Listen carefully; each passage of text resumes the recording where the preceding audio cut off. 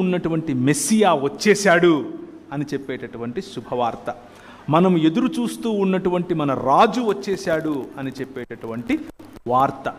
మనం ఎదురు చూస్తూ ఉన్నటువంటి నిజమైన మనిషి వచ్చాడు అని చెప్పేటటువంటి వార్త.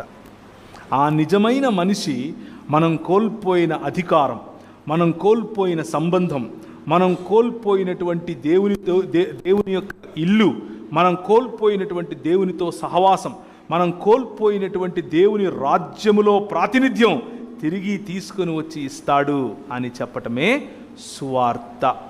ఆ సువార్తను ప్రభు అయిన యేసుక్రీస్తు ప్రకటిస్తూ, ఇదిగో నేను ఇన్ని సంవత్సరాలుగా చెబుతూ వచ్చాను కదా, ఇప్పుడు వచ్చాను. హెబ్రీయులకు రాసిన పత్రిక 1వ అధ్యాయం. హెబ్రీయులకు రాసినటువంటి పత్రిక 1వ అధ్యాయం.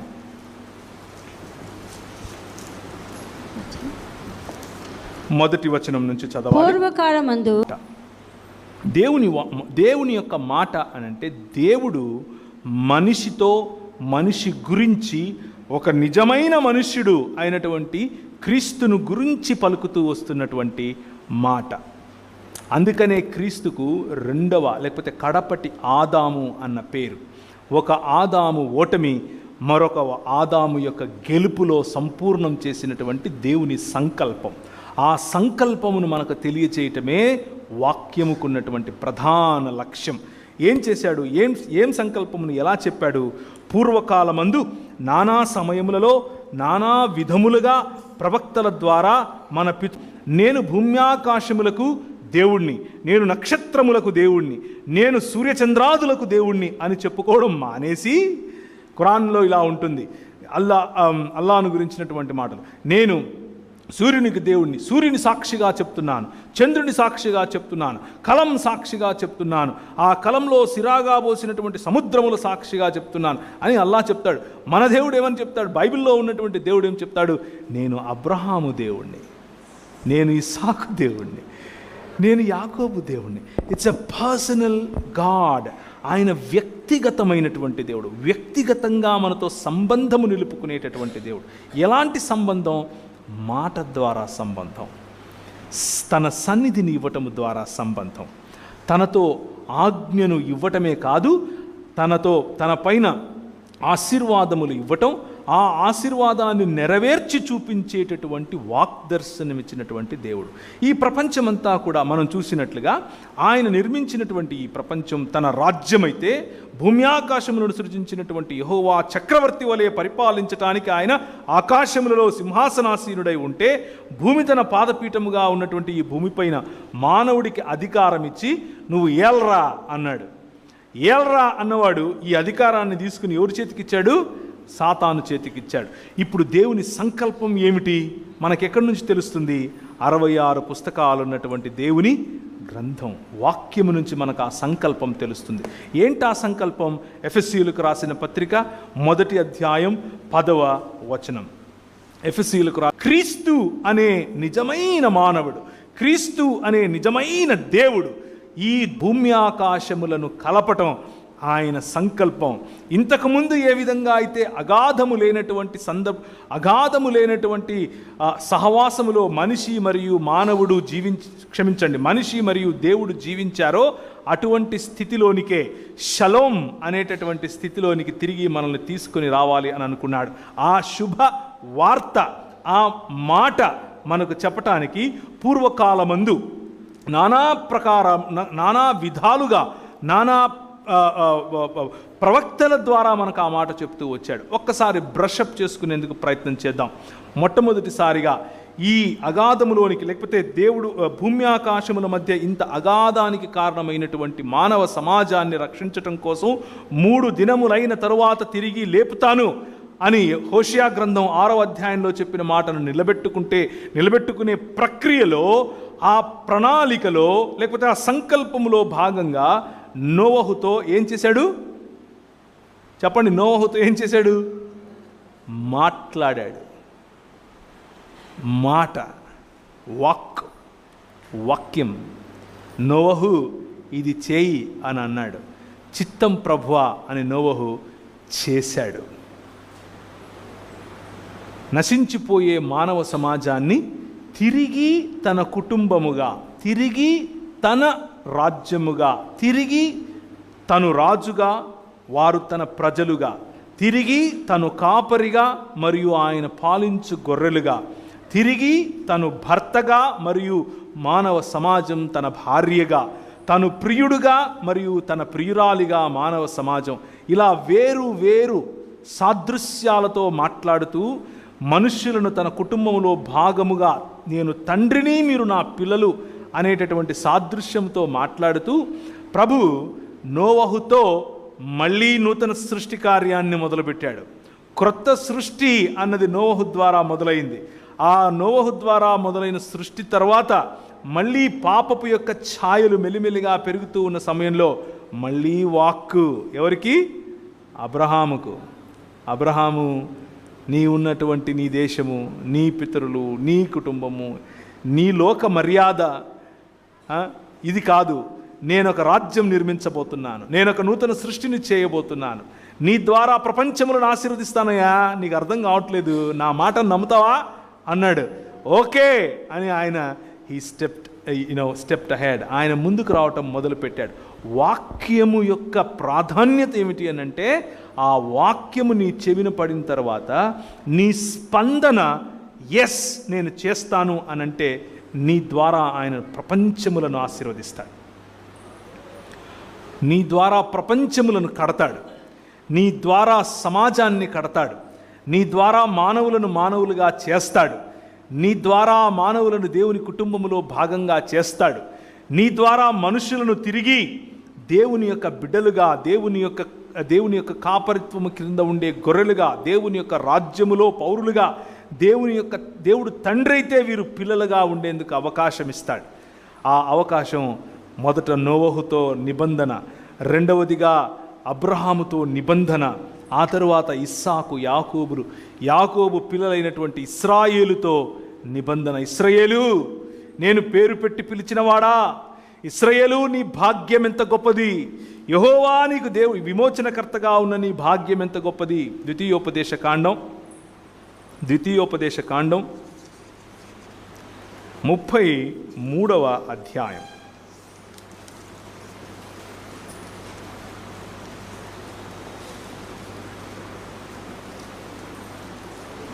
29. మా పద్ధతులు మీ పద్ధతులు ఒకటేలే అంటది, కానీ మీరు వారి ఉన్నత స్థలాలను తొక్కుతారు. దేవుని వాక్యం అనేటటువంటి దృక్పథం నీలో ఉంటే ఉన్నత స్థలాలను తొక్కే పిలుపులో నువ్వు ఉన్నావు. కానీ ఈరోజు క్రైస్తవ సమాజము ఇదిగో ఈ డోర్ మ్యాట్ లాంటిది, వచ్చిన ప్రతి ఒక్కడు తొక్కిపోతూ ఉంటాడు, కాలుకు వచ్చిందంతా పూసి మరిపోతూ ఉంటాడు. అండ్ మనం దాంట్లో అంతే బ్రదర్, ప్రార్థన చేద్దాంలే బ్రదర్ అంటుంటాం. మన పిలుపు తొక్కే పిలుపు మనం నిలబడిపోయింది ఎక్కడ? తొక్కించుకోవడంలో నిలబడిపోయాం. కారణం ఏమిటి అని అంటే దృక్పథములో మార్పు. దృక్పథం లేదు. వాక్యము తెలిస్తే, వాక్య దృక్పథం తెలిస్తే, సంకల్పం తెలిస్తే, దేవుని సంకల్పం, భూమ్యాకాశములను ఐక్యపరిచే సంకల్పం, దేవుని కుటుంబములో భాగస్థులముగా పాలిభాగస్థులముగా మానవ సమాజాన్ని తీర్చిదిద్దే సంకల్పం, మనిషిని మనిషిగా ఇన్వైట్ చేసే సంకల్పం, క్రీస్తు అనే 100% మానవుడి యొక్క ఉదాహరణను చూపించే సంకల్పం.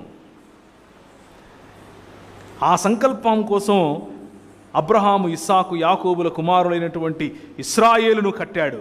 400 సంవత్సరాలు వాళ్ళు ఐగుప్తులో ఉండేలా చేశాడు. ఐగుప్తును చూసి బాగుంది అనుకున్నారు. ఒక చిన్న ఏమొచ్చింది, సొంత తమ్ముడిని అమ్ముకున్నారు. అవునా సరే 400 ఏళ్ళు ఉందరు కానీ అన్నాడు. 400 పైచిలుకు సంవత్సరాల తర్వాత కనాను దేశపు వాసుల యొక్క పాపం పండిన తరువాత వాళ్ళకి ఇవ్వాల్సినటువంటి అవకాశం అంతా ఇచ్చాడు. నా మనసు అర్థం చేసుకోండి, మారు మనసు పొందండిరా, మనుషులవ్వండి అన్నాడు. మేము మనుషులం ఎందుకు అవుతాం, మేము మనుషులం కాము, మేము ఇదే అన్నారు. 400 పైచిలుకు సంవత్సరాలు వీళ్ళు బానిసత్వంలో ఉంటే, ఆ బానిసత్వంలో వాళ్ళు ఒళ్ళు పై తెలియకుండా పని చేస్తూ ఉంటే, ఆ పనికి పైన మళ్ళీ పని ఎవరు ఫరో పెడుతూ ఉంటే, ఆ ఫరో ఉన్నటువంటి 10 దేవతలలో ఒక దేవత అయినటువంటి ఫరోన్ను కూడా వాళ్ళు, ఓ అవును ఫరో నువ్వు గొప్పోడివి, నువ్వు మంచోడివి అని ఆయనకు అన్నీ కడుతూ ఉంటే, నీ ఆర్తనాదాలు నేను విన్నాను, రా బయటికి అని చెప్పి పిలవటం కోసం వాక్కునిచ్చాడు. మళ్ళీ ఎవరికి? మోషేకి వాక్కునిచ్చి పంపించాడు. నన్ను అడుగుతారయ్యా వాళ్ళు, ఏమని చెప్పాలి నేను అనంటే, నేను మీ పితరుల దేవుణ్ణి, నేను అబ్రహాము దేవుణ్ణి, నేను ఇస్సాకు దేవుణ్ణి, నేను యాకోబు దేవుణ్ణి అని చెప్పు అని అన్నాడు. నిర్గమాకాండం 3వ అధ్యాయము 15-16 వచనాలు ఇంట్లో చదువుకోండి. అలా పిలిచినటువంటి దేవుడు మొదటి ఒడంబడిక నోవహుతో, అంటే అబ్రహాము పిల్లలైనటువంటి ఇస్సాకు, యాకోబులు మరియు ఇశ్రాయేలుతో, 4వ ఒడంబడిక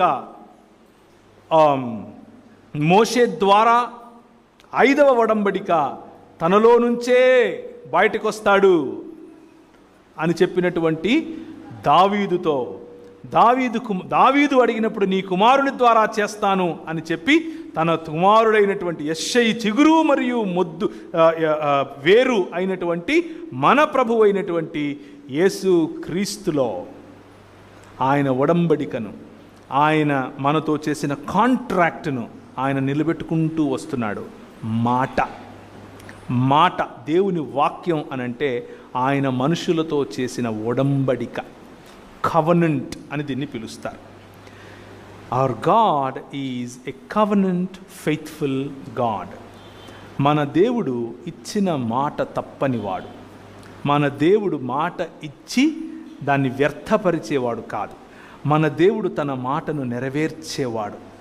ఆ మాటను నెరవేర్చటం కోసం ఆయన స్వయంగా మానవుడై రాగలడు, వచ్చాడు.